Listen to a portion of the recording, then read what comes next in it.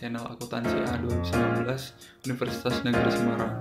Saya John Richie Purba, NIM 72114190006, dosen pengampu Prabowo Yudo, akan menjelaskan presentasi mengenai bab 7, yaitu pengembangan sistem. Pada materi ini kita akan menjelaskan ada 10 subbab. Yang pertama itu ada pendekatan sistem, siklus hidup pembangunan sistem, prototyping, mengembangkan aplikasi cepat,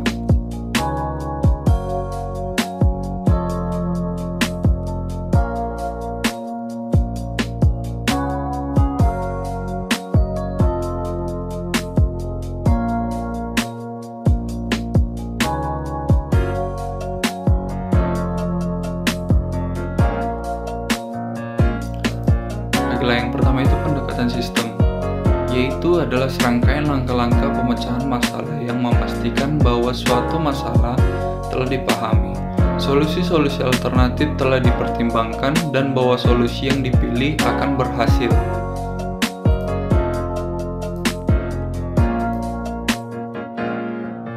Selanjutnya ada beberapa pendekatan.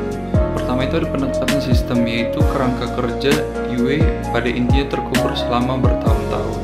Namun sepanjang akhir tahun 1960-an dan awal 1970-an, minat akan pemecahan masalah secara sistematis mulai menguat. Kemudian ada urutan langkah yang dikelompokkan menjadi 3 tahapan, yaitu yang pertama ada upaya persiapan, upaya definisi, kemudian ada upaya solusi.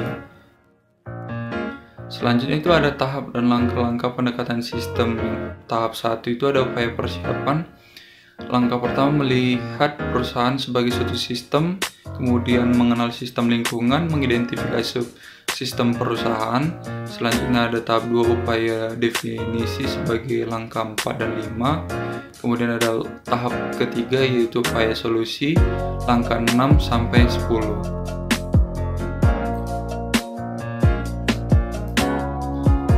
Selanjutnya yang kedua itu ada siklus hidup pengembangan sistem.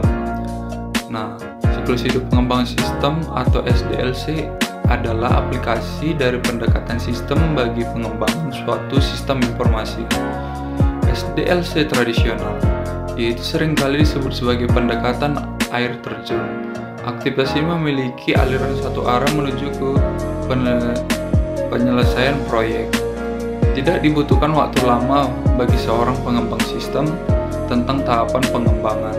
Jika ingin berhasil, hanya memperhatikan tahapan berikut. Yang pertama itu ada perencanaan, analisis, desain, implementasi, dan penggunaan. Selanjutnya itu ada prototyping.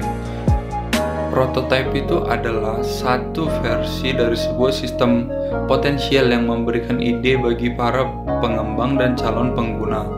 Bagaimana sistem akan berfungsi dalam bentuk yang telah selesai. Dasar pembuatan prototipe ini disebut prototyping. Dasar pemikiran adalah pembuat prototipe secepat mungkin, bahkan dalam waktu semalam, lalu memperoleh umpan balik dari pengguna yang akan memungkinkan prototipe tersebut diperbaiki kembali dengan sangat cepat. Selanjutnya ada jenis-jenis prototyping. Pertama itu ada prototype evolutioner. Terus-menerus disempurnakan sampai memiliki seluruh fungsionalitas yang dibutuhkan pengguna dari sistem yang baru. Prototype ini kemudian dilanjutkan produksi. Jadi satu prototype evolutioner akan menjadi sistem aktual. Kemudian yang kedua itu ada prototype persyaratan, yaitu dikembangkan sebagai satu cara untuk mendefinisikan persyaratan fungsional dari sistem baru ketika pengguna tidak mampu mengungkapkan dengan jelas apa yang mereka inginkan.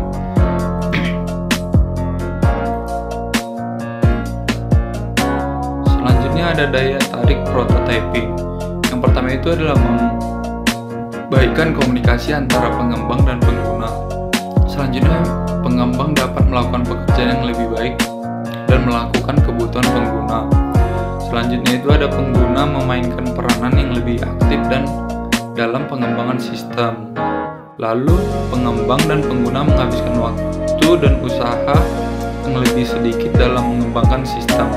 Selanjutnya ada implementasi menjadi jauh lebih mudah karena menggunakan tahu apa yang diharapkan. Selanjutnya itu ada potensi kesulitan prototyping. Yang pertama itu terburu-buru dalam menyerahkan prototipe dalam menyebabkan diambilnya jalan pintas dalam definisi masalah, evaluasi alternatif, dan dokumentasi. Kemudian yang kedua, kesulitannya adalah pengguna dapat terlalu gembira dengan prototipe yang diberikan. Yang ketiga itu ada prototype efficient bisa jadi tidak terlalu efisien. Keempat itu ada antarmuka komputer yang diberikan oleh beberapa alat prototipe tertentu kemungkinan tidak mencerminkan teknik desain yang baik. Yang selanjutnya keempat itu ada pengembangan aplikasi cepat, yaitu satu metodologi yang memiliki tujuan yang sama dengan prototyping, yaitu memberikan respon yang cepat atau kebutuhan pengguna, namun dengan lingkup yang lebih luas, yaitu RAD atau Rapid Application Development. RAD adalah kumpulan strategi, metodologi, dan alat terintegrasi yang terdapat di dalam suatu kerangka kerja yang disebut rekayasa informasi. Unsur-unsur penting RAD ada manajemen orang, metodologi, dan alat. Selanjutnya itu yang kelima itu ada pengembangan berfase. Terdapat 6 pengembangan berfase, 6 tahapan. Ya, tahapannya pertama itu ada investigasi awal, kemudian analisis, selanjutnya ada desain, kemudian ada konstruksi awal, selanjutnya ada konstruksi akhir dan penguji, lalu pemasaran sistem. Selanjutnya desain ulang proses bisnis. Manajemen seringkali menyimpulkan bahwa pendekatan baru hendaknya dilakukan untuk sistem seperti ini. Dengan memanfaatkan secara penuh kemajuan di bidang teknologi komputer modern. Proses pengajuan ulang sistem disebut dengan istilah rekayasa ulang atau desain ulang proses bisnis atau BPR. Rekayasa ulang adalah merancang ulang sebuah sistem seluruhnya dengan tujuan mengubah fungsionalitasnya. Akan tetapi ini bukanlah pendekatan yang bersih karena pengetahuan dari sistem yang ada saat ini tidak sepenuhnya diabaikan.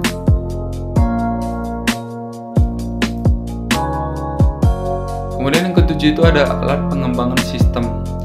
Pendekatan sistem dan berbagai siklus mengembangkan sistem adalah metodologi atau cara-cara yang direkomendasikan dalam memecahkan masalah-masalah sistem.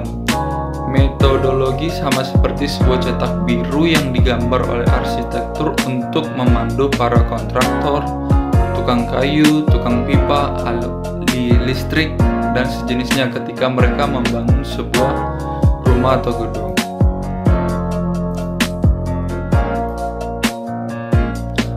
Selanjutnya ada pemodelan proses. Pertama itu ada diagram arus data, yaitu adalah penyajian grafis dari sebuah sistem yang mempergunakan 4 bentuk simbol untuk mengilustrasikan bagaimana data mengalir melalui proses-proses saling tersambung. Simbol tersebut mencerminkan unsur, lingkungan, proses, arus data, dan penyimpanan data. Kemudian ada panduan kasus pengguna, yaitu beberapa panduan untuk membuat sebuah kasus pengguna dalam format pingpong. Selanjutnya ada kasus penggunaan, adalah suatu uraian negatif dalam bentuk rangka dari dialog yang terjadi antara sistem primer dengan sistem sekunder. Dalam kebanyakan kasus sistem primer adalah program komputer dan sistem sekunder adalah orang yang berinteraksi dengan program komputer. Selanjutnya, kapan menggunakan diagram arus data dan kasus pengguna? DFD mengilustrasikan suatu tinjauan atas pemrosesan dan kasus penggunaan memberikan detailnya. Selanjutnya yang ke-9 itu ada manajemen proses. Yang pertama itu ada steering committee SIM, yaitu memiliki 3 fungsi utama, yaitu menciptakan kebijakan, melakukan pengendalian fiskal, selanjutnya menyelesaikan perselisihan. Yang kedua itu ada kepemimpinan proyek, yaitu tanggung jawab itu jatuh ke tangan tim proyek. Yang terakhir itu ada mekanisme manajemen proyek. Itu rencana proyek yang dibuat selama tahap investigasi awal ketika metodologi pengembangan berfase diikuti. Selanjutnya yang terakhir itu ada mengestimasi biaya proyek. Dari semua metode bahwa di bawah ini harus penting untuk diperhatikan. Yang pertama itu ada input estimasi biaya, kemudian ada alat-alat dan teknik estimasi biaya, kemudian yang terakhir itu ada output pengestimasian biaya.